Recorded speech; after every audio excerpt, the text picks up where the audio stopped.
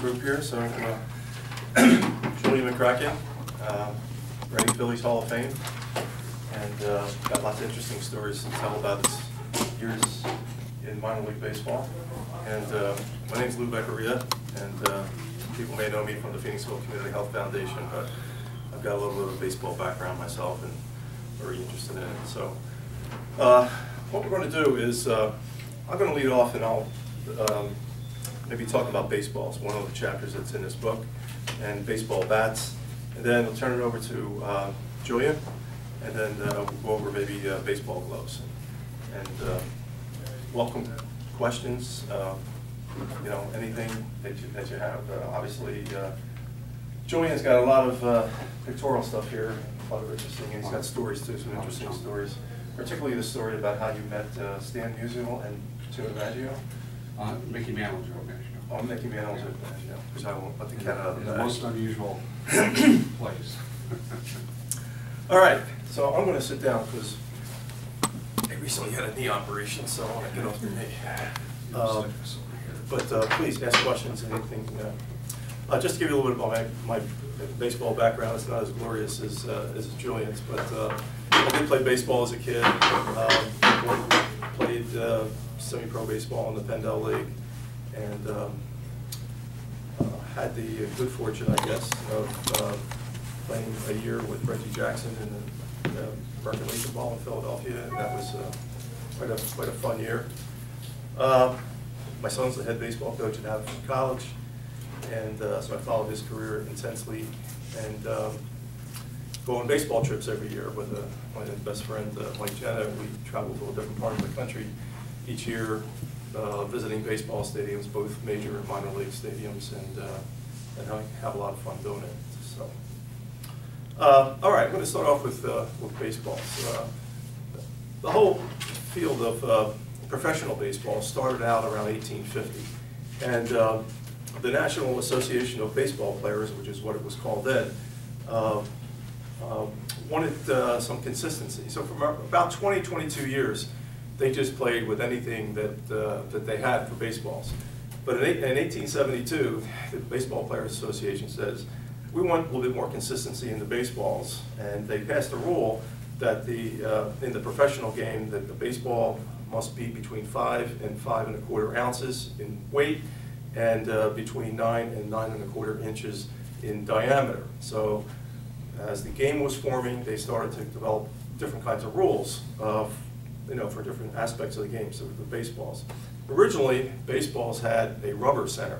As you know now, they have a cork center, but the rubber center was what they had at the beginning, and the cover was made out of horsehide. And they thought that was pretty good, but then nobody was hitting home runs. And of course, everybody wants to see home runs to satisfy the fans. And 1909, for example, Ty Cobb, who was one of the greatest hitters of all time, he only had 9 home runs for the entire season in the American League. And in the National League, a fellow by the name of Ray Murray led the National League with 7 homers. So they figured they had to do something about this. And in 1911, the cork replaced the rubber, and they call the cork the pill. It's in the center. And it's a little smaller than a golf ball. Okay, and that's the center of baseball. And they want to give more juice to the ball so that people hit more home runs. After World War I, the quality of the materials and craftsmanship improved, as a lot of things do after the World Wars. That things that were developed for the war tend to get used in the secular society.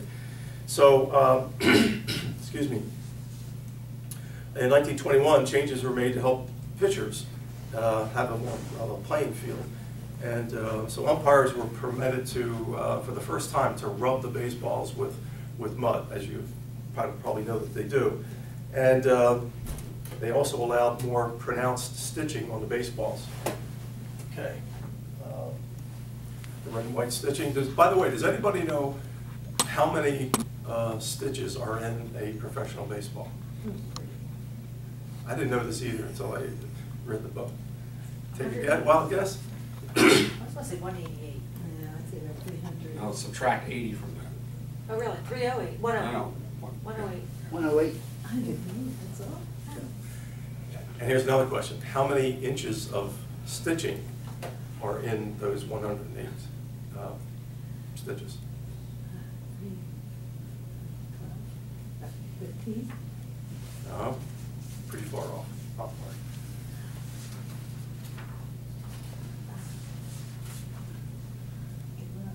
88 inches. 88 inches of stitching. Of thread, you mean? Of thread, rather, for the stitching, yeah. Okay. In 1931, the rubber layer was added to the cork center, and that same year that Babe Ruth and Lou Gehrig, they tied for the home run title with 46 home runs. So you can see with the different changes that are being made in the baseball that the home run production is going up. The fans are getting more satisfied, and the crowds are getting a little bit bigger.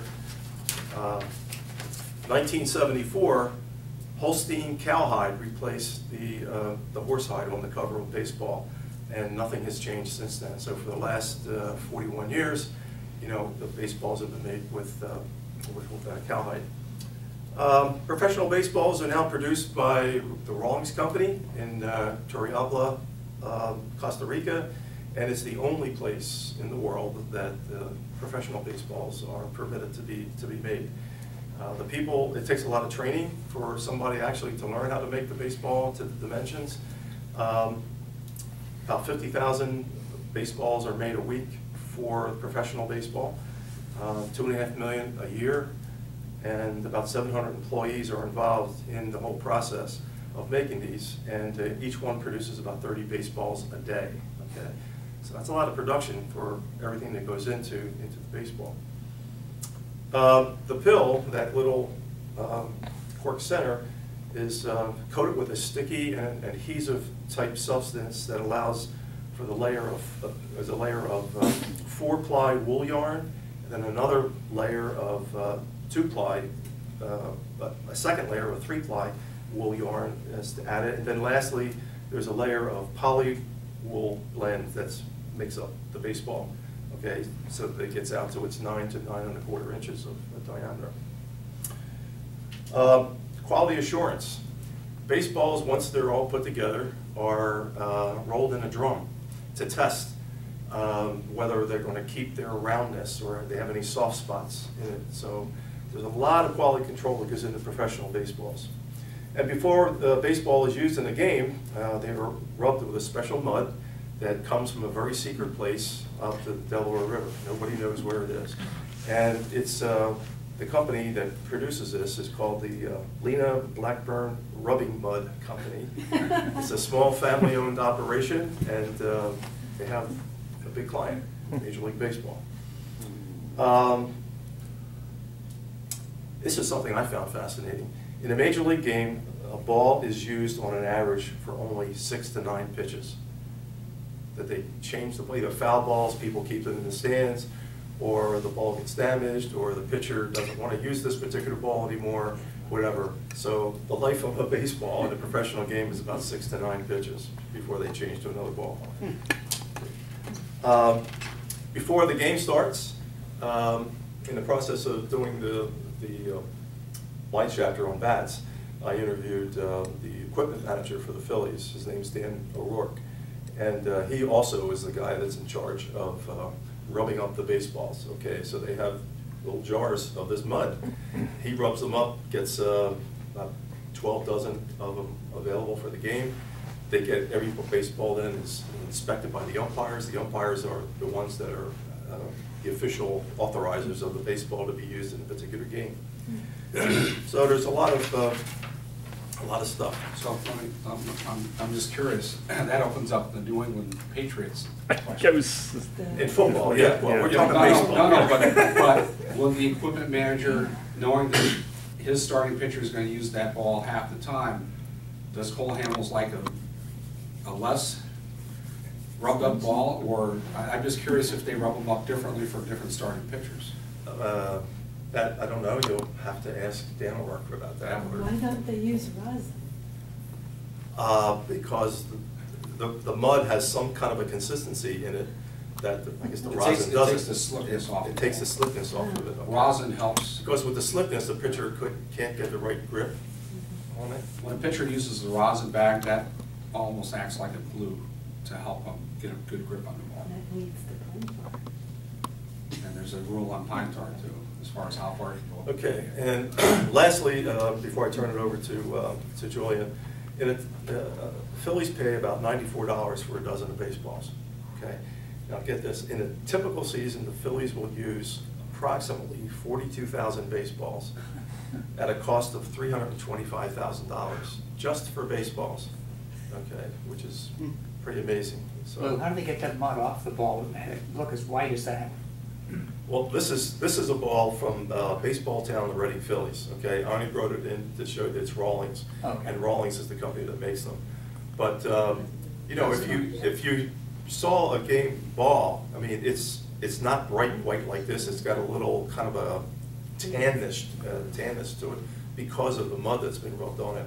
Now the mud is rubbed on and rubbed off, so obviously you can't have mud on the ball, but it does discolor it a little bit. Okay.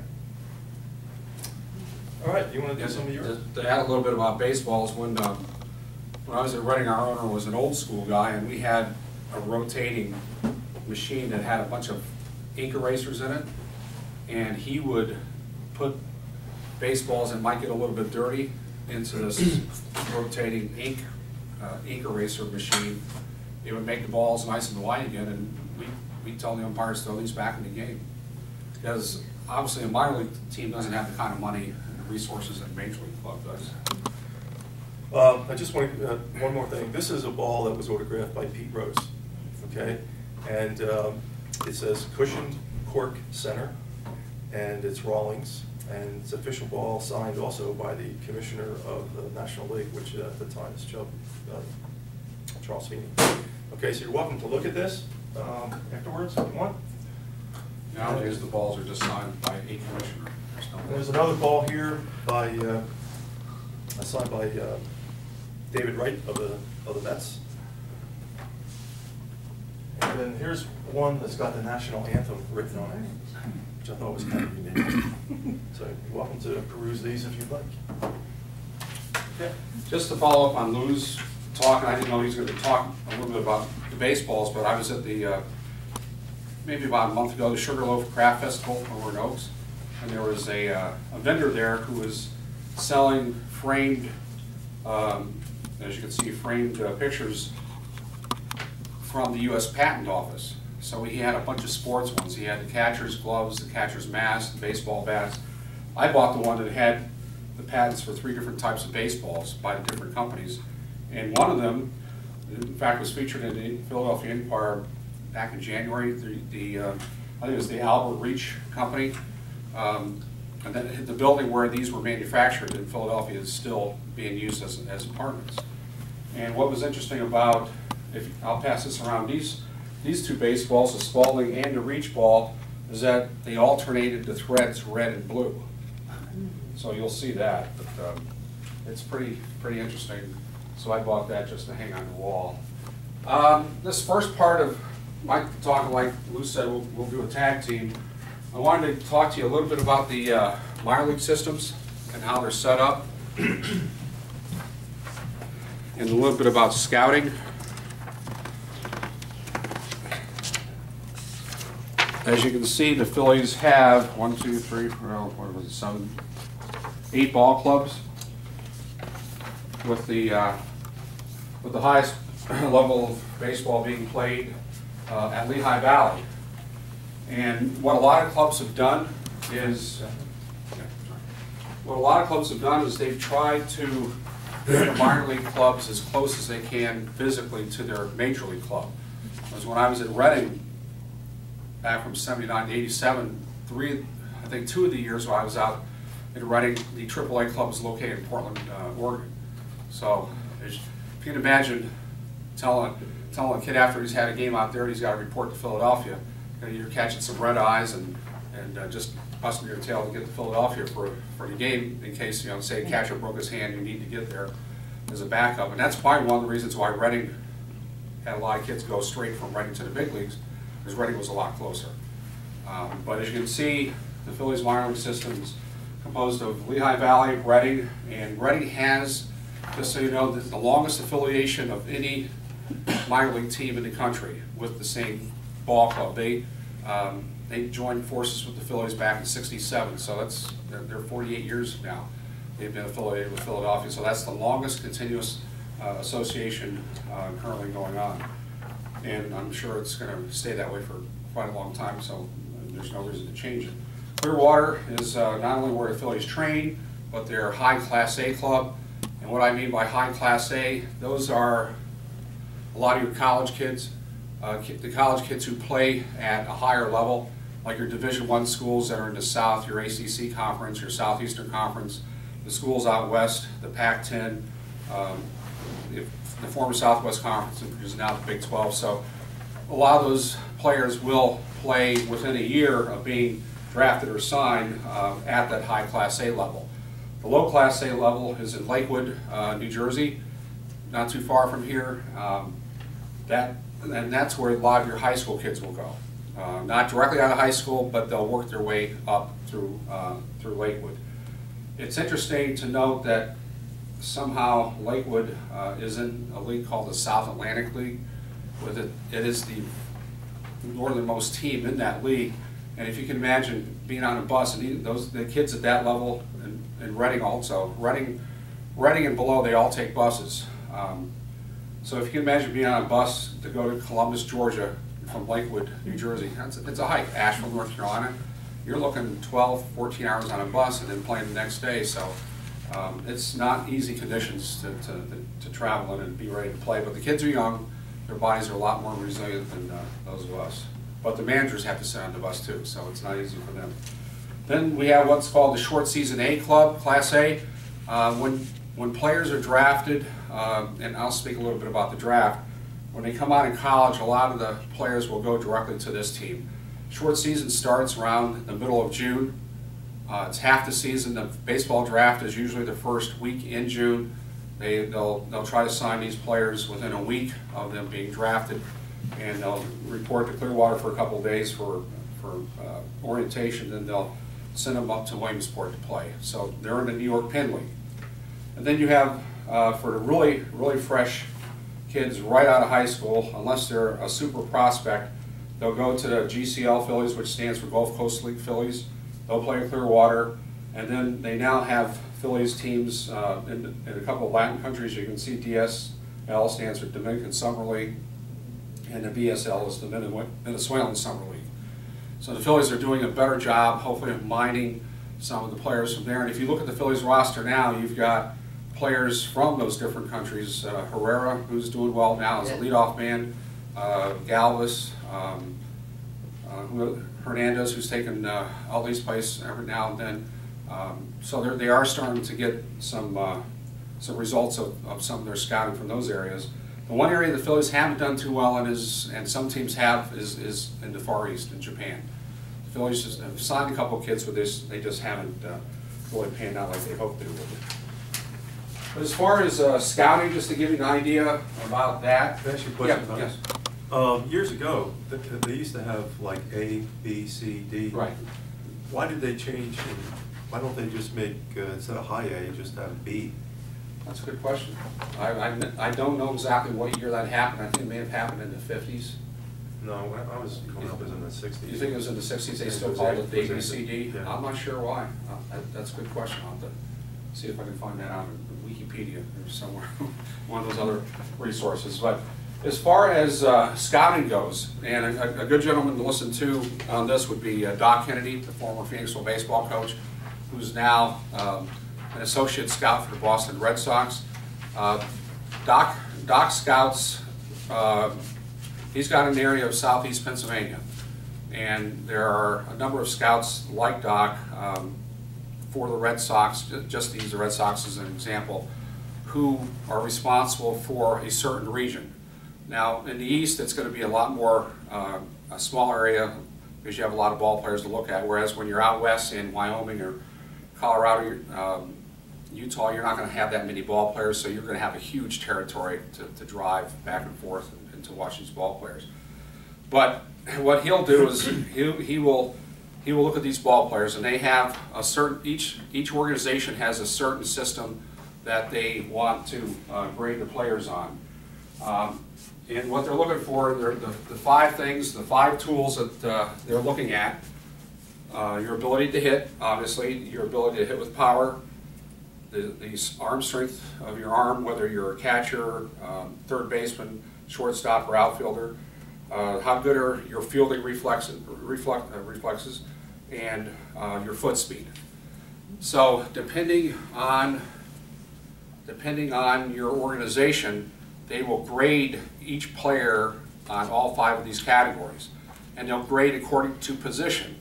So if you're thinking about the Red Sox, you're thinking half of their games are going to be played in Fenway Park, which, you know, short left field wall, deep center field, deep right center field. So your left fielder, if they're looking for a guy to eventually play left field, he's not necessarily going to have the greatest arm or foot speed. Center fielder is going to be more of a guy who can run and get the ball. Doesn't have to be the greatest hitter, but they're going to look at him as far as what he can do speed-wise and fielding-wise and throwing-wise. Right fielder, I don't care where you play, right fielder has to have a good arm. He's got to be able to throw out that runner who's going from first to third or from second to home to throw him out there. So right fielder's always going to have to be a good fielder, a good arm, and obviously you'd like to have a good hitter. First baseman, you want fielding, you want hitting. You're not necessarily going to need foot speed or a good arm. Second baseman and your shortstops are really, and the center fielder, if you think about it, are going to need to be the best athletes on your team. They're the ones who are going to take charge of the middle of the infield, the short part of the outfield. They're going to have to be the most athletic because of the distance they have to cover, what they have to do acrobatically at second base to get out of the way of a runner charging in on them. So you're looking for a very, very good athlete at second base and shortstop. It's a plus if he can hit. Now, in the 90s and the early 2000s, we had a lot of good second basemen and shortstop who could hit, and not necessarily the greatest fielders. But now I think they're going back more towards the typical shortstop and second baseman. The third base, you want a guy who can, I don't care what team you're on, the guy needs to be able to field, hit the ball, have a great arm because you have to, that's a long throw. Your catcher, you really want the guy to be able to catch the game, have a good head for calling the game, and being able to throw the ball. And if he can hit, that's a plus. But like I said, and we learned this from Doc when we had Doc speak at our Rotary Club, each organization has different priorities that they like to draft players on. I've often looked at the Atlanta Braves, for example. They've been good over the years drafting high school pitchers. Tom Glavine was a perfect example. He went to play, he went from high school directly to the Braves in their minor league system instead of going to college. He could have gone, he was drafted, he was so good at hockey that he was drafted by, I think, the Bruins, but he decided that his way was going to be baseball.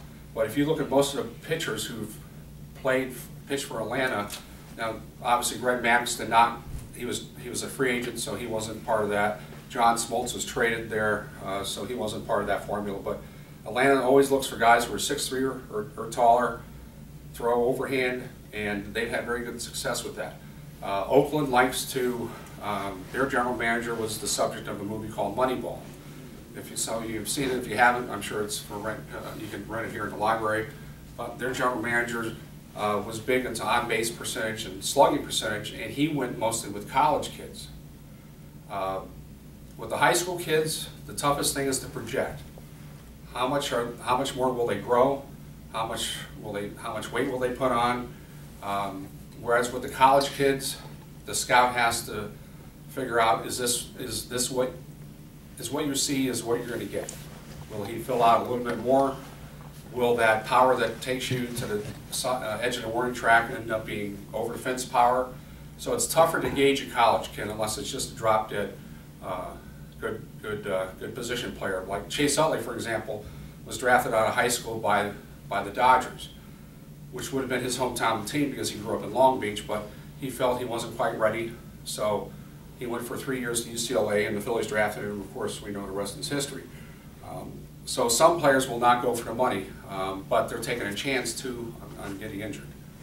And then once the players are scouted by the scouts like Doc, then he reports to his supervisor, who's a regional supervisor. So his supervisor might have the Mid-Atlantic states, like he'll have Delaware, Maryland, New Jersey, half of Pennsylvania, I think all of Maryland, like I said. So they'll have probably 8 regional scouts that the associate scouts report to. And then if they're really high in a player, so that guy will come in and see a player. If Doc recommended it was really high in a guy, his regional scout, his boss will come in and watch him. If they're getting to the point where they're in the first 3 rounds and they really like a kid, they'll send in what's called a regional cross-checker. So a regional cross-checker is going to be going all over the country. You have 2 of those guys, one guy's from the East Coast, one's on the West Coast, and then you have a national scouting director who, once they get to within a week of the draft, he'll be going everywhere to double check all these kids out. And so it's an inexact science. Some teams have been very, very successful in drafting, some have not. Some have done well with the Latinos, some haven't. So once they sign, players, just so you know, the players have until, I think the date's now August 1st. If it's a high school player, he has, and a returning college player, a junior, he has until August 1st to declare whether he's going to sign. So that will give him a chance that if he's going to go to college, then he's got to get his stuff in order to go to college. So it's a college coach who's on pins and needles, knowing whether or not he's going to get that recruit. And of course the Major League team wants to know if they're going to have this guy or did they waste a draft pick. And if it's a high draft pick and they don't sign him, then they get what's called a sandwich pick between the first and second round the next year. So when they do sign, they go to, for like the Phillies, they go to Clearwater. They have an orientation, and then based on what the higher-ups in the farm system, the player personnel directors, the director of scouting, and some of their other assistant general managers will determine, all right, this kid can probably go straight from college to play at Williamsport.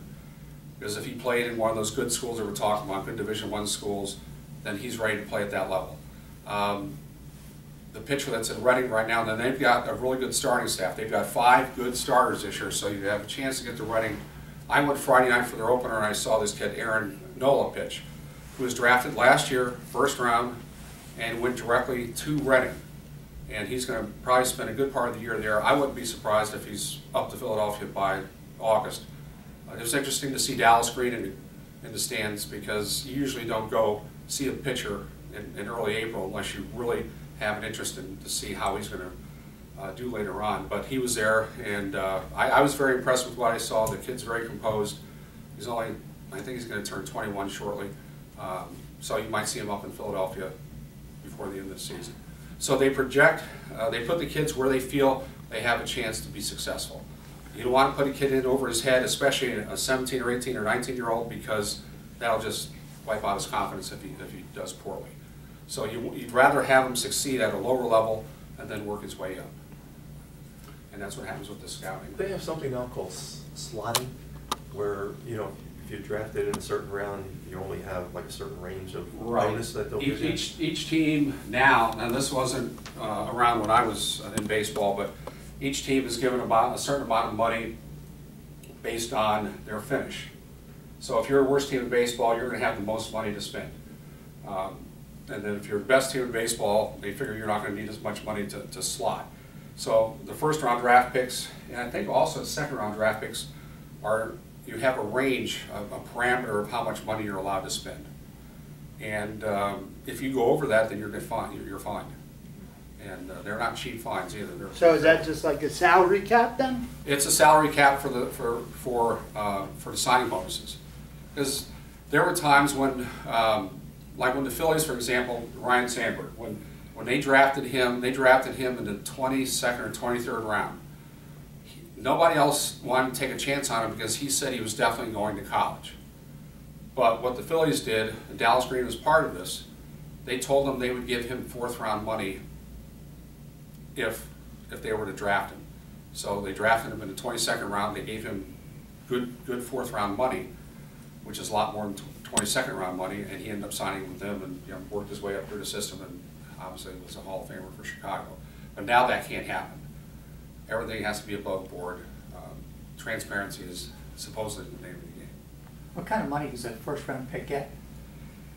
In today's I market? think they signed for $2 million. It's a couple $1 million, and even football has come in with a salary cap for the draftees as well. To show you just how much has changed, when my son was a senior in 1992, there was a player on his American Legion team named Dwight Maness, who was a second-round draft choice of the Dodgers, and he got, as a second-rounder back in 1992, got $205,000 to sign. So you can see how much it's exploded. It's obviously it's escalated like in everything these else. 23 years. So that gives you an idea of the minor league system, how they're set up, the scouting system, and what happens. Nowadays, I don't think it's a good idea that players, and you know, you might be a player in the future, I don't think it's a good idea for kids to be playing 12 months out of the year. I think, especially with the pitchers, I think that's why you were seeing so many guys at a young age getting that Tommy John surgery. I was always a big advocate, as was my dad, and most of us, I think, grew up the same way. You play the sport of the season. You become a better all-around athlete if you play football, basketball, baseball, maybe run track or cross country to stay in shape. I think you're a much better athlete that way. You develop better coordination. But now the pressure is on for these kids to play baseball 10 months out of the year, and you know that ligament in there is a rubber band, and that rubber band's eventually going to snap. And that's why you see all these young kids in high school getting these Tommy John surgeries, and they think it's going to strengthen their arm. It really doesn't. What it does is they work hard at getting it back into rehab so that maybe they can throw harder. But that rubber band's only going to last so long. So, all right, I'll turn it back to you, and then we'll have some more tag teams. So. Great. All right, we're going to cover baseball bats right now. That's chapter 2 in the book. Again, as I said before, you know, organized baseball on the professional level started around the 1850s. In 1859, the National Association of Baseball Players Governing Committee said that a bat could only be 2.5 inches in diameter.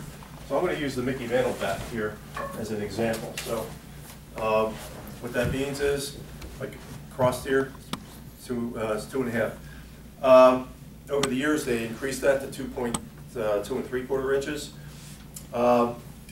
They said back in 1869, so 10 years later, they said, yeah, we got to do something about the length of the bats.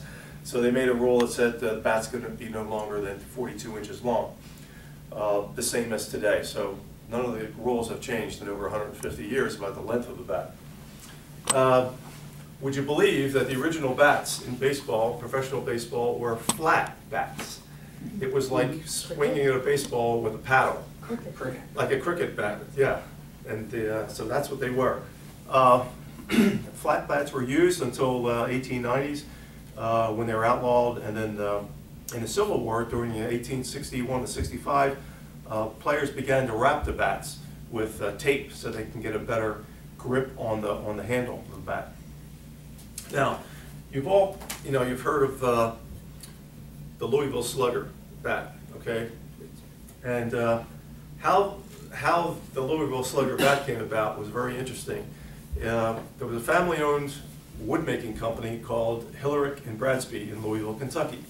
And their son was working in the business, and one day he went to see the professional game that was taking place in Louisville, and their star player, Peter Browning, had a very, very bad day. Couldn't hit the broadside of a barn that day, broke his bat, and he was really, really upset. So the son goes up to the player and says, I can make you a bat that you'll like. So he goes back to the factory, and they fashioned him a bat. The next day, he goes 3 for 3, had a couple RBIs.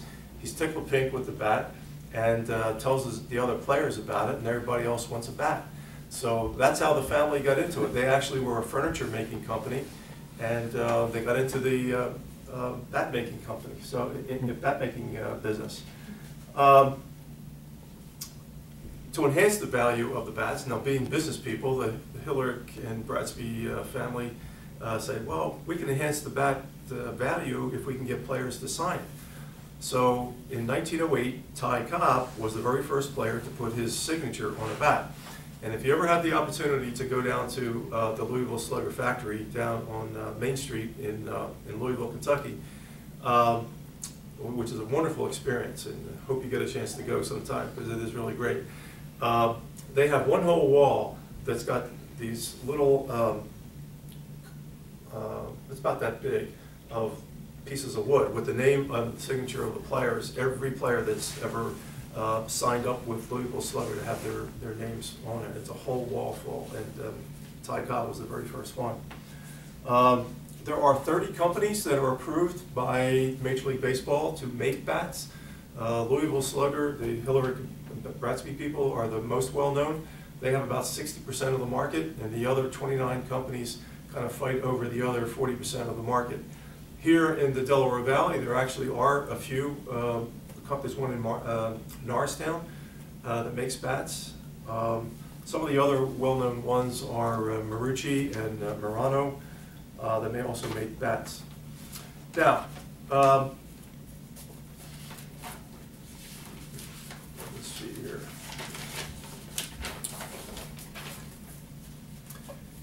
You say, what are the bats made of? The original bats, when baseball first started, were made out of hickory, okay?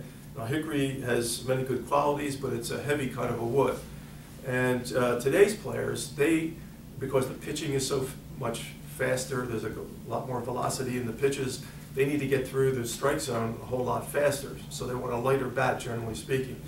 So years ago, they went into ash bats. The ash bats have good tensile strength and resiliency, which translates into the ability to hit with more power, and the ball has more drive off the bat. Within about the last 10-15 years, some players have actually gone to maple bats. Maple bats has a lot of denseness to it, a little bit more than ash, but as you've seen on television, or maybe you've seen it in person, they shatter, and which the ash bats tend not to do. So I think a lot of players are kind of going back to the ash bats. Now, where do the bats come from? They come from 80-year-old trees. The Louisville Slugger Company has 5,000 acres of trees up in the north central Pennsylvania, south central New York area. It takes 40,000 trees for the Hillary Bratsby Company to make a season's worth of professional bats for the players. 40,000 trees. Only 10% of the logs that come from those trees that are harvested from the ash and maple trees are considered good enough quality to be used for professional bats. Only 10% of all of that, but the wood doesn't go to waste because the rest are used for commercial purposes, for bats that they sell for recreational purposes, for little leagues, for Babe Ruth leagues. They make the small little commemorative type bats. They make rolling pins out of them. All the wood doesn't go to waste.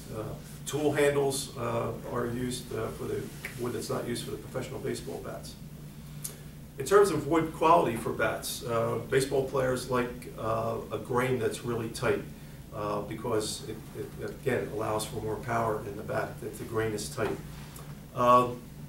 Better quality wood comes from the north side of the mountains where these trees are grown because the trees tend to grow more slowly there, and the slower the growth, the more the wood tends to get its denseness.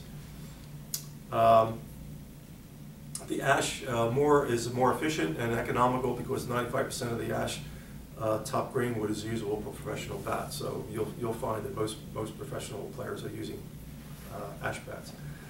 Bat manufacturing. There are lots of steps involved in it. First of all, from the trees that are grown, they cut logs into 10 to 16 feet long logs. The logs are then cut into what's called bolts of 40 inches long each. The bolts are dried for 5 weeks, and there's an authorized moisture content by Major League Baseball of 10 to 12% of moisture in the wood. You can't have any more than that for professional bats. The bolts are doweled, they're weighed, and they're cut into 37-inch cylinders that are called billets that are 3 inches in diameter. Now, you heard me say before that only the bats have to be 2.75 in diameter, so they're going to get lathed down a little bit. The billets are shipped to the Louisville Slugger factory, about 5,000 to 8,000 at a time. And after the bat is fashioned to a player's specifications, they're shipped to him in 7 to 10 days to his order. The factory, the Louisville Slugger factory, has 2 shifts going on. It's actually a much smaller factory than I thought. When I went there, I expected to see this massive place, but it's really not. They may have a total of 45 or 50 employees working 2 shifts, and but it's right smack downtown, and it's a very homey kind of a factory, if you can picture that. The bats are formed on, they used to be done by a hand lathe, and it would take about 45 minutes to just get a billet and turn it into a rough estimate of what this is. But then about 20 years ago or so, 25 years ago, the whole process was computerized, and there's an Italian machine made in Italy called the Computer Numeric Control Machine that has cut the time down from 45 minutes to like 2 minutes. So they get the rough one done. Ash bats are burned, leaving this kind of yellow hueness to it. Some of the bats have a little bit more brownness to it. And they put the Louisville Slugger stamp on it that's engraved in it. The bats are placed in a sander, the nubs are rubbed off the ends, and they're removed, and the bat is rolled over a gas flame that turns the wood grain into a process called flame tempering, and it's mainly for cosmetic purposes. Then the bat is dipped in a clear or black or brown urethane. There are only 3 colors that are approved by Major League Baseball. So you'll never see a red bat, you'll never see a blue bat, unless you will see a pink bat, but that's authorized for breast cancer awareness. But you'll see some bats on television if you're watching. They might be black down here and just clear up here, or vice versa, or all black or all brown, or some combination. But it's only clear, black, or brown. Brown looks kind of like a maroon color. The length of the bat can be no more than 37 inches. As I said, the diameter 2.75. The average player uses a bat that's about 32 to 34 inches long. And some of the bats nowadays have what's called this one doesn't, but they'll have a cup here, okay, an indentation. It's called a cup. And that cup can be no deeper than 1 inch and can be no wider than 2 inches, okay? The reason, what do you think the reason is to do that? Hold it in the lathe. Holds it in the lathe. No, it has to do with the actual playing of the game or batting. It's a lighter. Makes it lighter. Again, the object of all the hitters is to be able to get the bat through the strike zone. So by taking this little piece of wood out here, according to those dimensions, it makes the bat lighter, but it doesn't interfere with the sweet part of the bat, okay? This is called the sweet part of the bat, where you can get the maximum amount of power out of it. And if players were going to cork the bat, they do it through the top. They'll drill a hole in there, put a cork in there, make it even lighter, and then seal it. But then when you see a player break a cork bat, then that's obviously he's suspended. Because the cork goes flying. On the Major League bats, you'll see, like in this one, this is a Mickey Mantle bat. And this says genuine K55, okay? What that means is, well, first of all, at Louisville Slugger Factory, they have another whole wall behind a glass case that's called the vault. And they have like 3,000 bats there in these little cubicles, okay? And it has every bat that's been asked for or designed for a player. So in this particular case, it says K55. What the K means is that the very first player to request the particular dimensions of this bat. Now, the dimensions can be how long it is, how much it weighs, how thick the handle is, or how thin the handle is, how thick the knob is, or how thin the knob is. All of those kinds of things go into the dimensions of a bat. So the K means it was a player whose last name began with a K. The 55 in this case means that there were 55 players total who have requested those exact same dimensions for the bat. Okay, just kind of, I thought it was kind of interesting. And in that vault area, they have all of those bats. And Lou, if you want to show them the Pete Rose is an S2. Yes. That means he was only the second person who requested that type of bat. Yep. Just out of your knowledge, what's the most requested? Most requested You actually bat. use the bat? Yeah. It could be that Mantle one, because 55 is a big number.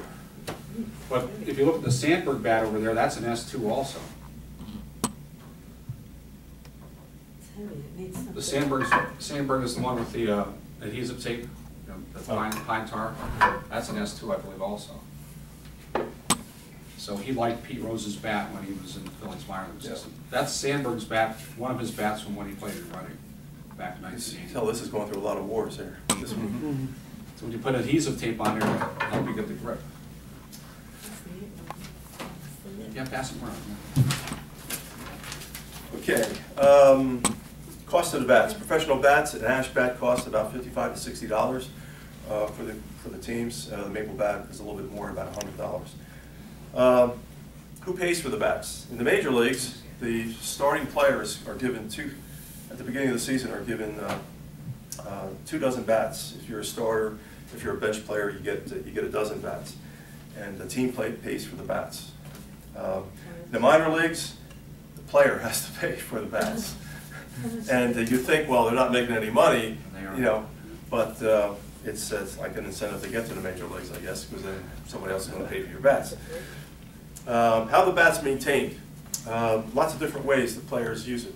When I was in the clubhouse interviewing Dan O'Rourke for my chapter in the book, I passed this shelf and it had like a big ham bone laying on the shelf. And I said, what's that for? And he goes, well, that's what Jimmy Rollins uses to smooth off his bat. Okay. During the course of using the bats get little nicks in them and so forth and so on. And of course, a player wants the bat to be totally smooth as possible. So using a ham bone and rubbing the ham bone on it, a hard surface against another hard surface will make it smooth out the rough spots. Sometimes I use a soft cloth paper with rubbing alcohol, okay, is another way of maintaining the bat. And or small, tiny pieces of sandpaper, light sandpaper, that just goes very slightly over it. And the old saying is, if you take care of your bat will take care of you. Okay, so that's the byword for the players. Ted Williams used to take his bats with him to bed. Yeah, Yeah. that's it. He didn't want anybody playing around with him. Lastly, I've been talking about the game bats, okay, but there are also fungo bats, infield fungo bats and outfield fungo bats. This particular one, it looks like it's an infield. That's an infield because it's heavier. And it's shorter. Right, you want it to hit the opposite ground balls. Yeah. So the fungo bats, the infield fungo bat like this is about 34 inches long, and has long handle, thin scaled down barrel, thinner barrel than you would use in a regular game. And it's designed for control and accuracy and the ability to place the ball in all directions. So during infield practice, you'll see the coaches hitting ground balls to the infielders with an infield fungo bat.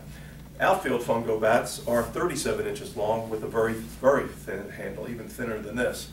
And that enables the bat to have a kind of a whip action to get the ball further out to the outfield.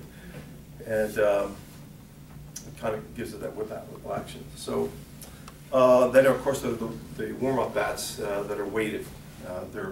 Obviously, you can't use them in a game, but they have some lead in them.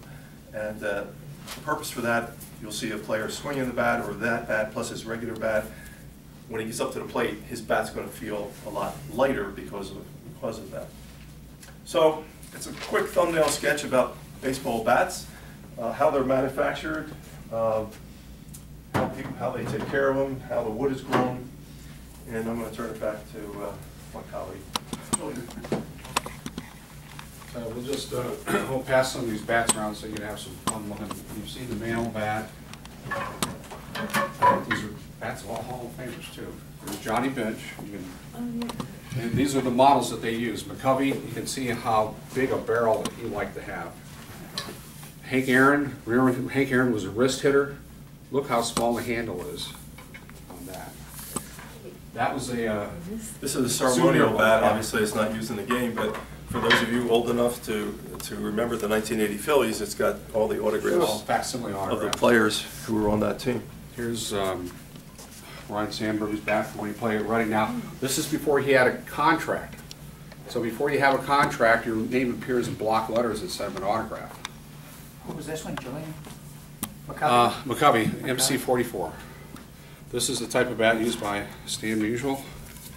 Very much like the Hank Aaron bat, except it was a little heavier. Stan didn't want a light bat because he wanted to hit the ball in the gaps. And Eddie Matthews had his is very similar. He had a bat that he kind of whipped around too. Now this Mickey Mantle bat, it looks like somebody has used sandpaper on this. You see, you feel Trying to it's, make it look I easier. saw it. or maybe it just got banged up on the end. Yeah. So it looks Stays like- it on, Yeah. Yeah. Obviously, as you can tell, Lou and I are both huge baseball fans. We're taking games every year, here, there, and everywhere. And just to give you an idea of how I got into baseball, I was a baseball fan growing up. Dad was in the Army, and we spent a lot of time in baseball parks because growing up and moving around the country and the world like you did as an Army brat or a military kid, you tried to latch on to something that was consistent. And baseball was always, wherever you went, baseball was there. So for me, that was the thing that kept me, if it was tough sometimes to make friends when you went to new places because you'd only be there for 6 months and your dad would get transferred again. So baseball was always a constant for me. And I really started taking a liking to it when we came back in late in 1964. Dad was stationed in Thailand. He got sent to Aberdeen Proving Ground, and I can remember we were only there for 6 months, but we were able to go to Memorial Stadium a few times and listen on the radio to a guy who had a great voice, another Hall of Fame announcer by the name of Chuck Thompson, who actually was in Reading.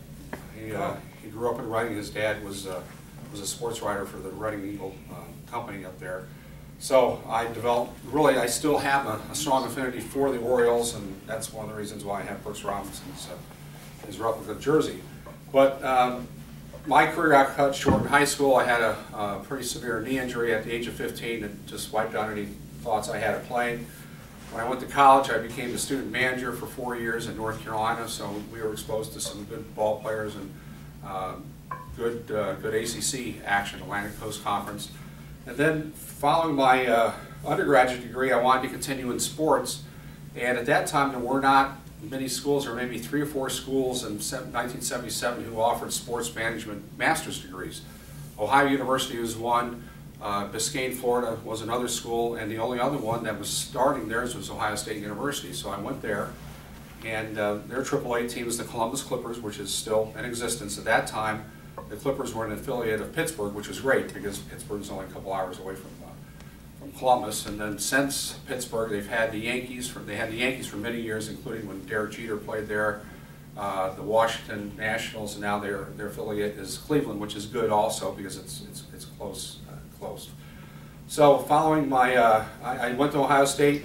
My internship, I wasn't able to get one in Columbus because at that time they only had 2 internships. So my roommate actually got one, and another young man, contemporary, Jeff Klein, had an internship, and he stayed with Columbus for 10 years, and now he's been with the Yankees in their ticket department for the last 35 years, so he's done really well.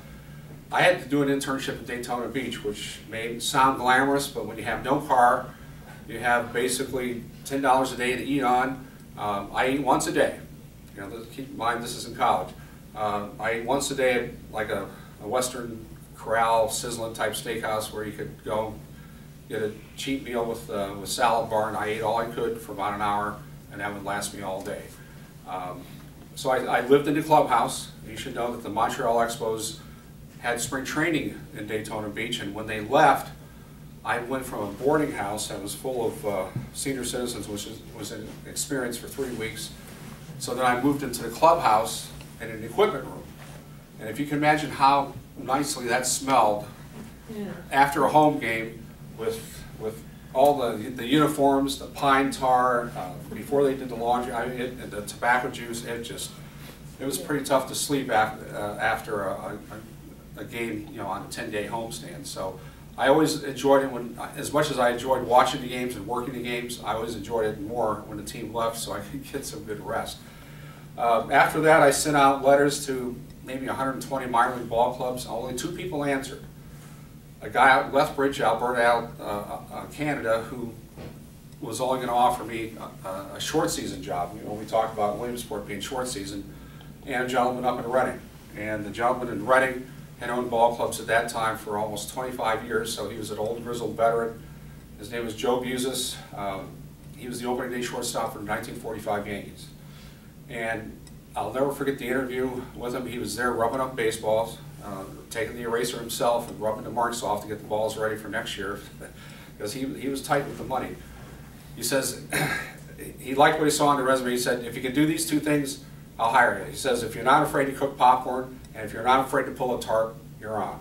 So that meant you had to get dirty. You had to be willing to do every job possible. And during my time in Reading, there were only 2 of us, maybe 3. When college got out, we would hire a college kid, 3 people in the front office to do the job of what they have 35 or 40 people now doing in Reading. They attract maybe 3 times as many people as we did, but still 3 times as many people for only 2 or 3 person front office. So you sold the advertising, you sold the tickets, you sold season tickets, you made speeches. Probably went out to 40 or 50 speeches a year, which was fun. Being a single guy at that time, it was great because you got a meal.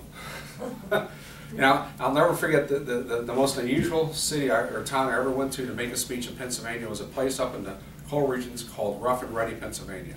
So if you ever get up to the coal regions, you kind of do a northwest of Pottsville. And it's not on many maps. It was a Boy Scout group of about 15 kids, and it was Rough and Ready, Pennsylvania. So I'll never forget that. So baseball is a good experience for you in the front office, at least back then when you were young. I was 32 when I got out. I didn't get out because I really wanted to. Our owner sold the club, and I really didn't care for the new person and his ideas of what he wanted to do. So I decided to get out of baseball at that time at age 32 and 87, and I went into the trading card business. And I worked in minor league trading cards for 5 years in Pottstown with a company that was located across the river from the old Mrs. Smith's Pies in Pottstown. Our company was then bought by Fleer Trading Cards, which had a history of being in Philadelphia. They had just moved across the Delaware to Mount Laurel, New Jersey, but they still had a manufacturing plant where they did not only cards, but they did, I think they did Razzles, they did double bubble gum, because that was the Fleer name. And I worked for Fleer from 2002 to 1992 to 2005 when the company went under. I drove every day. From the first 2 years, I drove every day from Reading back and forth, which is a 2-hour hike every day. And then we moved down to Phoenixville to cut the distance. Didn't cut it as much as I thought it would, but it was an hour in the morning, and an hour and 20 at night. Because, as we all know, the traffic is not too fun on the Schuylkill or the Turnpike. So I did, and that's where my love for the memorabilia part of the game came into vogue, because I had an opportunity to meet some neat athletes. I worked a lot in basketball, but obviously, as you can tell, my passion is baseball. And I was able to do a card set with Mickey Mantle's family. We did that 2 years after he passed away, and met his widow and 3 out of the 4 sons. The one son had already passed away from Hodgkin's, which Mickey Mantle, one of the reasons that he said, and he told his boys that he partied pretty hard as a ball player and throughout his adult life, was that he saw 2 uncles and his dad and then his son die from this type of cancer. So he said, you know, how long am I going to live? I might as well have fun living. And a second son has now passed away from that same disease, so obviously it's not good for the Mantle family. But Mrs. Mantle gave us access to a lot of pictures. Like, that was a picture on a blow-up right there, as you can tell, young Mickey Mantle posing. That was never published. So we had 4 or 5 cards out of the 10 cards that were never published in circulation, and she gave us access to those, and we wrote the card copy, and they had approval of that. We had a big opening ceremony of the card set up at Mickey Mantle's restaurant that's located on Central Park South, which was pretty cool. And then from that, the next year, we said, can we do somebody, a legend who's actually living? So we did Stan Musial. And we did, this is a collage of the cards that we did of Stan Musial. And one of the reasons we did Stan Musial is because he was always known as a gentleman. My dad idolized him growing up. Now, my dad grew up in western North Carolina. And if you can imagine western North Carolina, the mountains are high. St. Louis broadcasted their games on a station called KMOX, which is like WCAU used to be, was a 50,000 watt station. So at nighttime, you could hear that St. Louis station probably in 38 of the states, just because it had such a strong signal. So my dad used to imitate Stan Musial at night, and my dad was lefty just like Stan. But we did these cards, and these are card pictures also that Stan furnished to us. And the one I get a kick out of is Stan playing basketball in high school. And if you don't know his history, he's from Donora, Pennsylvania, which also happened to be the hometown of Ken Griffey Sr. and Ken Griffey Jr. Their grandfather, George Griffey, played with Stan Musial in high school. And both Ken Sr. and Ken Jr. grew up or were born in Donora. So that was their connection. He was a big fan of John F. Kennedy. Stan was when Stan retired, President Kennedy appointed him as the head of the President's Council on Physical Fitness. One of my prized things is one of the winter meetings one year I ran into the White House press photographer, one of them for Kennedy, and he knew of my affection for obviously baseball and photography. So he gave me these 2 pictures of, this is John Kennedy, President Kennedy with Stan, and I had Stan sign this. And in the same photo session, because the All-Star Game was in Washington that year, Roger Maris, who had just set the home run record, had an audience with President Kennedy as well. So these are prized treasures that I have just because of the historical nature of them. But being a baseball fan, obviously I've collected a lot of things over the years, and if any of you have a hobby that involves collecting of some type, you collect for reasons that are personal. As I said, baseball was a thing that was always constant for me, regardless of where my dad was transferred. My brother and I still trade emails every day about baseball, and my dad, since he's in North Carolina, is a big Braves fan, so we talk baseball every week when I call him. And one of the very first thing that I ever collected was when we lived on Long Island, my senior year of high school. That was when the Yankee Stadium was undergoing its first renovation. And this seat is from the original Yankee Stadium. There was a drugstore up in the New York area called Corvette's. They sold these seats for $10, and also, if you bought 3, this is not a good thing, you bought 3 cartons of cigarettes. So my mom was a smoker, so that kind of helped us out. But she ended up buying 3 of these, and she gave me one, she gave my brother one, and she kept one for herself. Hers have not done so well because she kept them outside, but I kept mine inside. And if you have a chance at the end to come and feel this, I mean, this is nothing like what they make today. This is heavy. Good old-fashioned iron and wood, steel and wood. And it has an anniversary. It has a thing on here. The Yankee Stadium, the house that Ruth built, 50th anniversary, 1923 to 73. So that's, if you go on eBay, these cost maybe $1,500 to $1,600 now, and we bought it for $10. As you can see, some of the blow-ups that we had from Fleer, Sandberg. If you look at some of these, you kind of wish you could go back to the day when the players actually did wear the stirrups. It didn't wear their pants all the way down to the bottom. You see Mantle, you see the stirrups there. We did a card of Michael Jordan when he tried to make his, when he tried to play baseball. This picture of Derek Jeter, as you can tell, This is when he was with the Tampa Yankees, his first full year in baseball. So look how young he looks there. This is like 1992. Really, really young. The blow up of Mickey Mantle. This is one of the finds that you always talk about at a flea market. I picked this up for $3 at a flea market. This is original sheet music to take me out to the ball game. I actually took it to an appraiser. They said, yes, this is original. So it's interesting to look at because you don't realize that there's more than one verse to take me out to the ball game. But this is the original sheet music, and you know, sometimes people just don't realize what they have. Lou talked about people where he talked about the heavy bats and the long bats. Well, I think Richie Allen, I still call him Richie Allen. I don't like this Dick Allen thing. I still call him Richie Allen. But Richie Allen's, during his time, he swung a 42-ounce bat. He had the strength to swing it.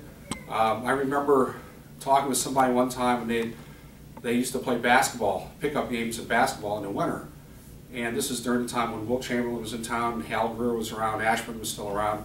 And they said, who was the best basketball player you ever played against? They said it wasn't Wilt. They said it was Richie Allen. He and his two brothers were all state the same year. They lived in a little town in kind of central western Pennsylvania called Wampum.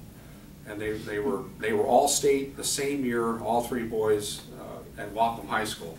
But you know, if the guy could have kept his noodle on straight, he missed by one vote by the Veterans Committee at the winter meetings this year of getting into Hall of Fame.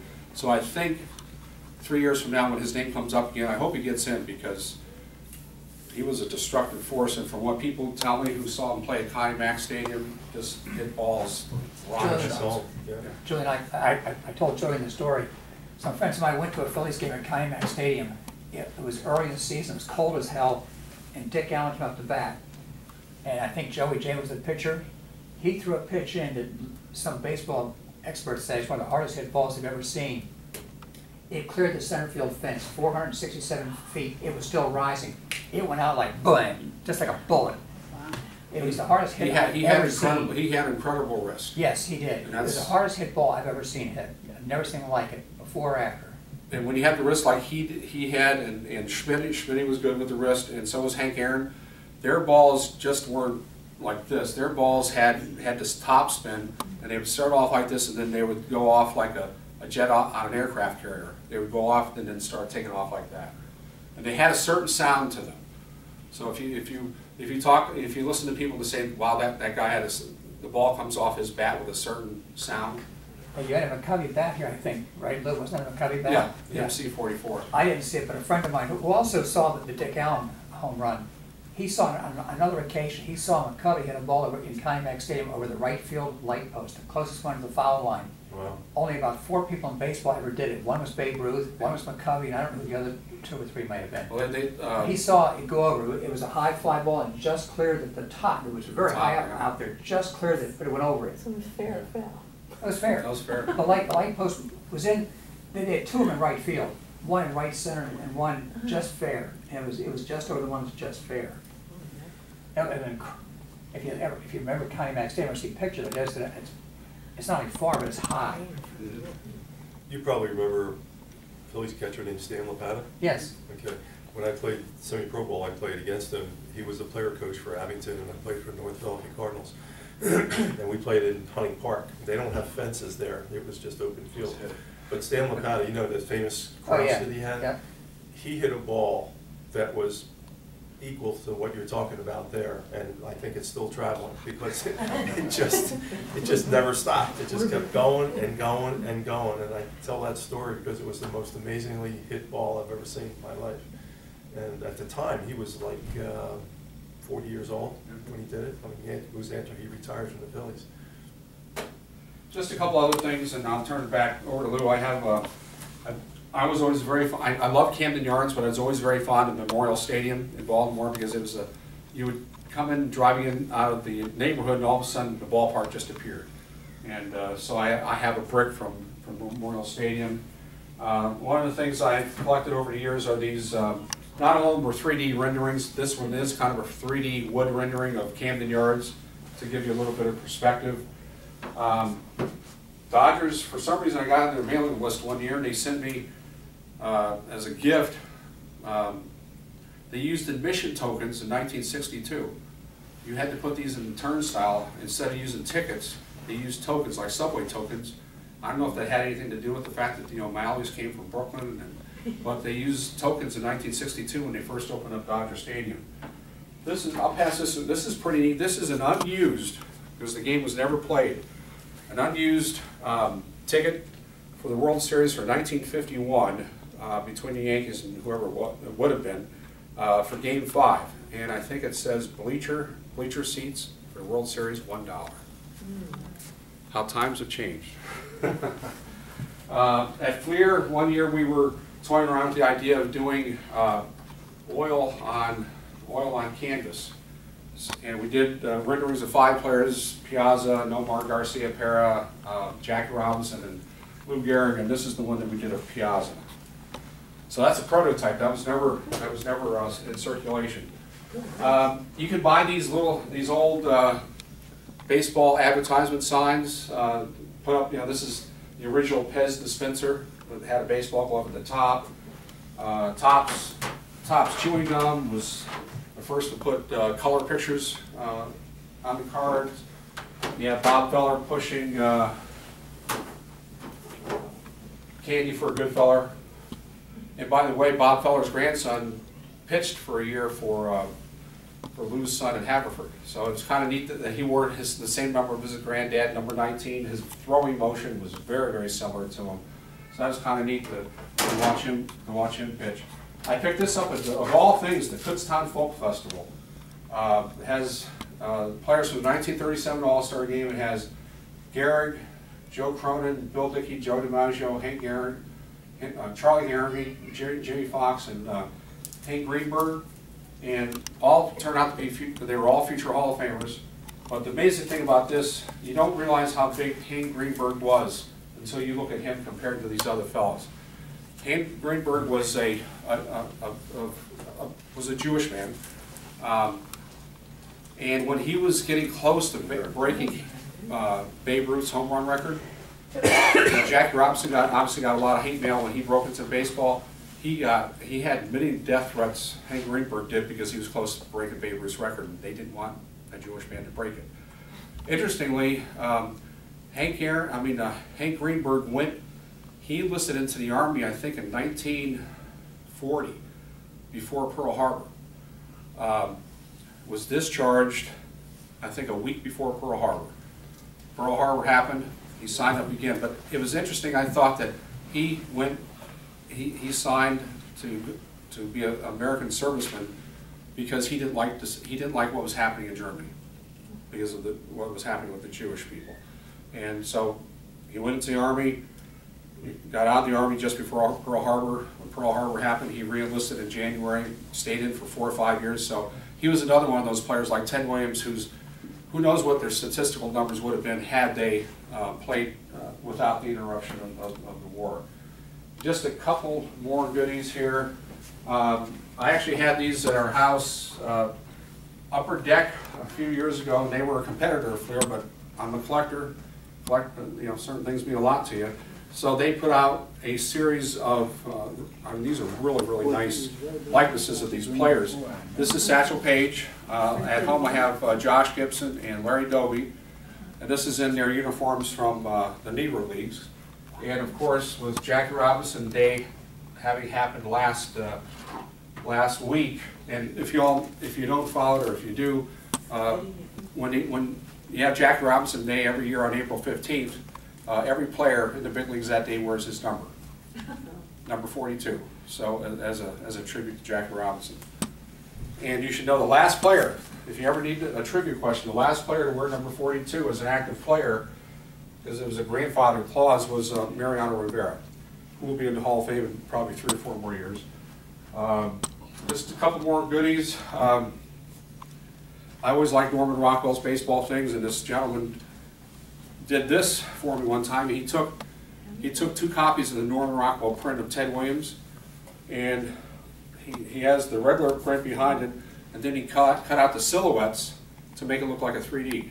Does that look neat? So I think I have 2 out of the 4 pictures. I have two ties of the Norman Rockwell scenes that I wear on occasion. And let's see. This is the old Yankee Stadium. If you look at the dimensions from up above, the original Yankee Stadium, you used to have to hit that thing a mile to left center field. The monuments that they have that are now beyond the fence used to be in the field of play. So a guy could hit the ball and then they'd be rattling around. But if you open the thing up, you can hear. Have the ball. When they did tear that down and built the new one. Yeah, they built the new one, but before they tore it down, they brought the field in more dimension-wise. Now, my last thing I was going to pass around to you, this is Lou remembers Doug Murray. Oh, yeah. From Murray Insurance. He gave this to me because he was a big fan. He knew I was a big fan of baseball. This is one of Babe Ruth's, a copy of one of Babe Ruth's contracts from 1930. Wow. George H. Ruth, New York, New York. Now let's see what stipend he was being paid that year. $80,000 for each of the 2 years in 1930 and 31. During the Depression. So if you were to take that money and extrapolate it to today's money, that would probably be worth what Cole Hamels is getting this year, which is what, $25 million, what Ryan Howard's getting. So if you want to. During the Depression. Yes. There's a great story about that. After he hit what was it, 28, his biggest year was 1928. 1928, yeah. Yeah. Some reporter said to him, don't you think it's embarrassing and bad that you make more than the President of the United States? And his answer was classic. I have a better year than the President, yeah. So that's, oh, and then if you can also take a look at your leisure, these uniforms. I mentioned Brooks Robinson. When I worked with Mr. Usual on the cards, he autographed one for me. And by the way, I asked him one question, and still to this day, it's hard for me to believe he answered it this way. I said, do you have a particular moment that, or event that you're most proud of in your baseball career? And I thought he was going to say, yeah, I'm the only guy who hit 5 home runs at that time in a doubleheader. He said, the fact that I never got thrown out of a baseball game, which I thought just showed you the character of that man. And he explained it saying that, he said, I know the umpires have a tough job. I have a tough job to hit. I figured if I showed them respect, that they weren't going to, call me out on a pitch that they knew was outside or because they wanted to get home or what have you. He said, I had too much respect for what they had to do. They in turn had respect for me. I never looked back on a questionable call. He said, that's just the way it goes. And I always thought that was pretty cool. The jersey I did forget to bring was the lawsuit. I had Sandy Koufax's jersey, but this is Hank Aaron's, number 44, with the old Indian brave on here. And the story behind this last one, Chuck Tanner, who later became the manager of the Chicago White Sox, the world champion '79 Pirates, and then he was traded for a player to be the manager at Oakland, which always I thought was interesting that a manager was traded for a player. He was our manager. I said our, like it was our team, but in Hawaii. And my dad was the commissioner of the Little League on our post. We lived on a base called Fort Shafter, and we had arranged with the Islander front office to have a player come out at 7 o'clock on a Sunday morning. And since afterwards I was involved in professional baseball, I would have known better, because there's no way a player's going to get up and come to a breakfast at 7 o'clock on a Sunday morning after he's had a game on Saturday night, plus enjoyed some after-game activities. So Chuck Tanner showed up. And when I saw him in Columbus when they were doing their Pittsburgh Pirate Caravan, when the Clippers were affiliated with him, I said, Chuck, do you remember 9 or 10 years ago when you came to that banquet? He says, it's the only banquet I ever went to at 7 in the morning. But he said, your dad was such a nice man. And he said, what's your dad's name? I said, Julian. I said, yeah, it's the same name as yours. And he gave me advice at that time. This is before I had my knee injury. I said I wanted to be a bat boy because I thought that was a cool thing to do. He said, if you want to play ball, don't become a bad boy, keep on playing. So I kept on playing, and that's when I got hurt. But this is a replica uniform of Chuck's. He wore number 25, and I had him sign it. This is 6 months before he passed away, when my mom and dad drove up from North Carolina for us to meet him at his restaurant. There's a Chuck Tanner's restaurant in Newcastle, and you knew he wasn't well. He just did not look like the man you had seen even 2 or 3 years before. But he sat with us for 2 hours, talked all the baseball we ever wanted to hear, told some hard truths. he feels that Pete Rose should never, ever get into the Hall of Fame. He said, look, he bet against our ball game. He said he bet against the game that provided him such a good living. And he said in his mind, he never felt that he should ever get into the Hall of Fame. But, so that's the Islander uniform. It's the, this is the emblem of the state of Hawaii as far as the palace goes. So I thought it was a cool thing to have. So Julian, who do you think the best pitcher is you've ever seen yourself? And In Lou, person? it's the same for you, that you ever saw yourself. Not on TV, but in person, at a game somewhere. Well, I batted against Bobby Chance in the Senate Pro Bowl, and he was terrific. He had all 5'6" of him. He wasn't particularly fast, but he had an amazing curveball, and he just struck out an awful lot of guys. So personally, in terms of batting against people, I would say Bobby Chance was. I'll tell you, there's a kid on my son's team right now. His name's Tommy Burgeons, and he's going to get drafted this year. He's been a two-time All-American. He's broken all kinds of Centennial League and Haverford records. But he's got a curveball that is amazing. And just the other day, he struck out 17 people in a 9-inning game, and his record is 18. Anyway, to see what somebody who has a craft and the ability to do things with the baseball, the curveball, slider, and just make, as a matter of fact, I was sitting next to, last week, I was sitting next to a Mets scout who was scouting Tommy at the Haverford game. And this particular scout played for Haverford several years ago. But anyway, I said, Jim, if Tommy were in the major leagues now, do you think, they would be able to hit him? He said he would make an awful lot of guys look silly. And he's a 21-year-old senior. And it's a beautiful thing when somebody can have that kind of ability to make a baseball talk almost. And so. For me, I'd say I could divide it into two answers.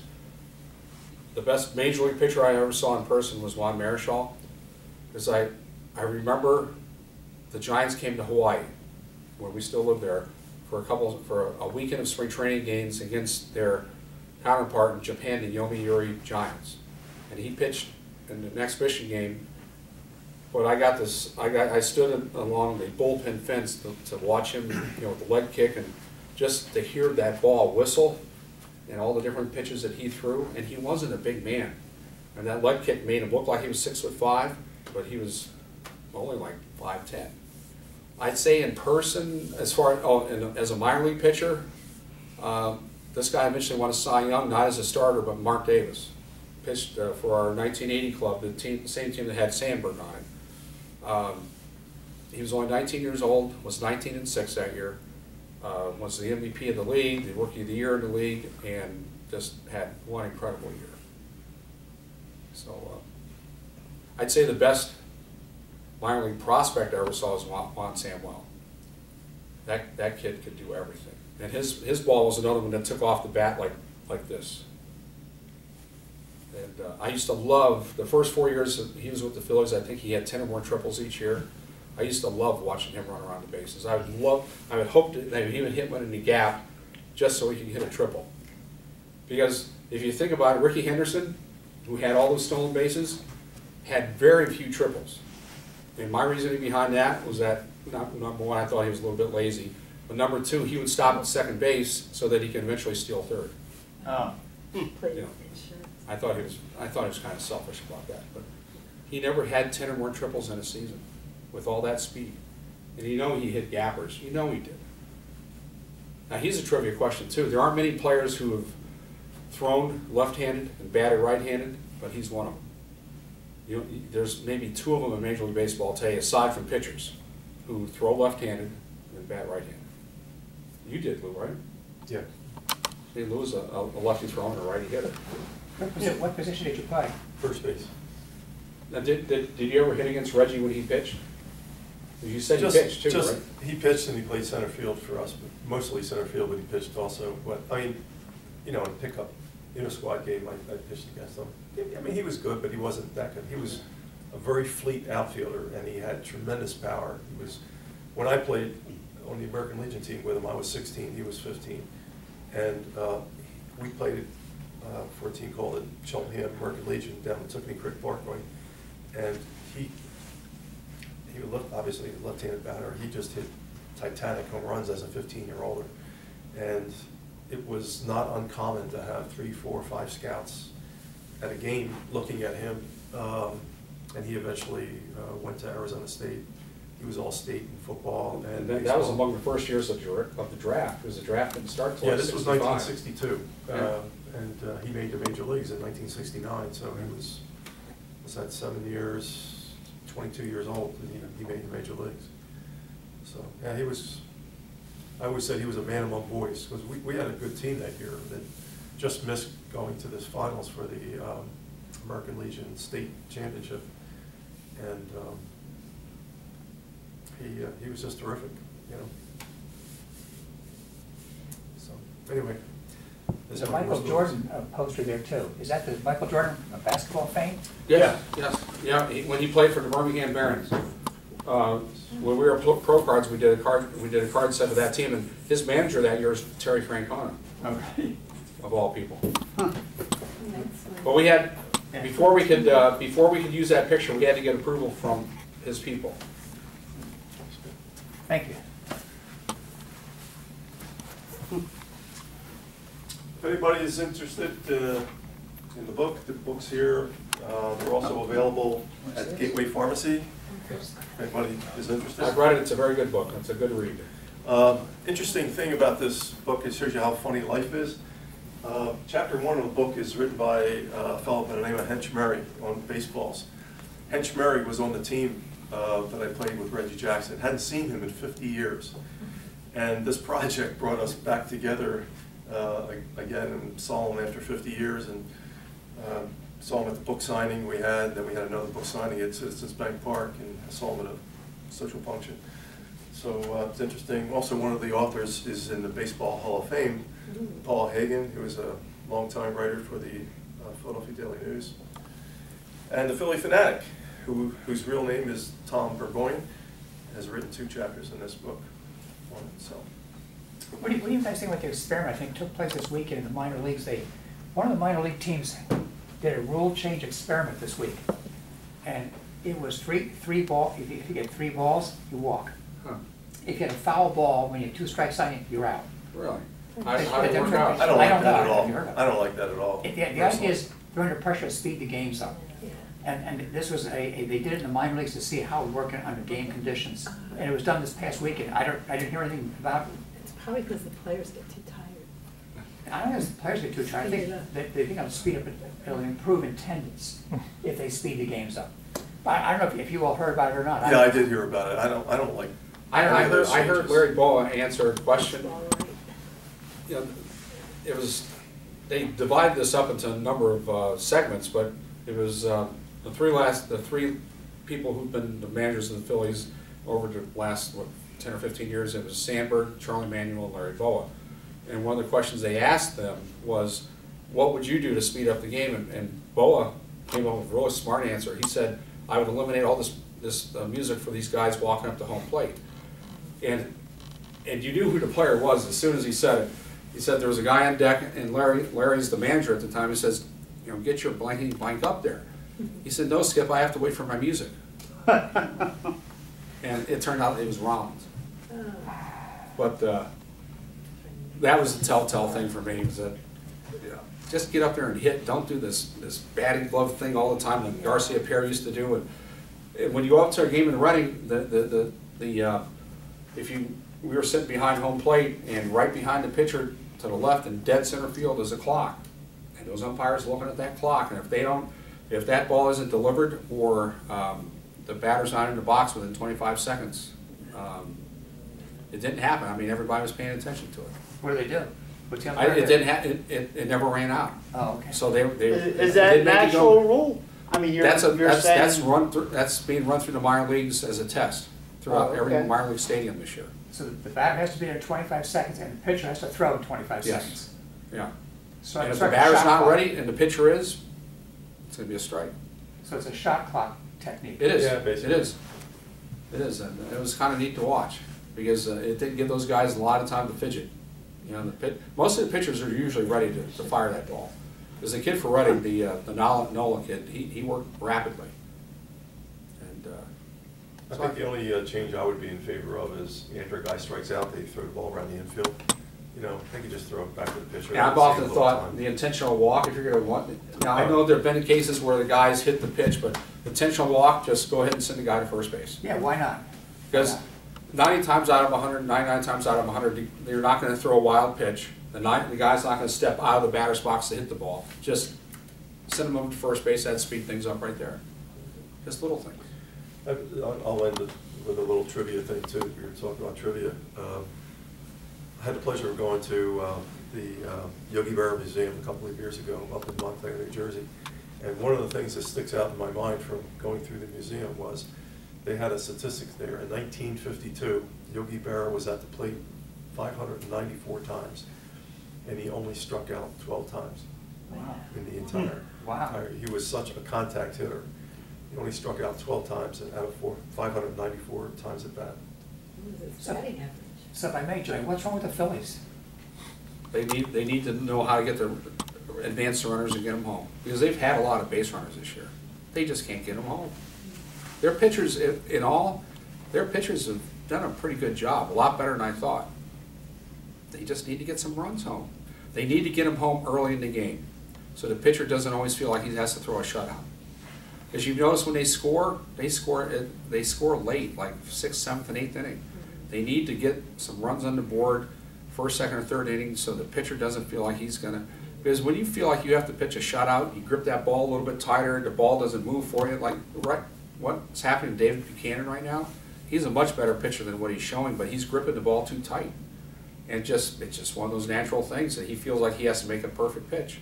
And for a guy like Buchanan who relies on arm action and the ball to move, you grip that ball a little bit tighter, that ball is going to go as straight as an arrow, and they're just going to pound it.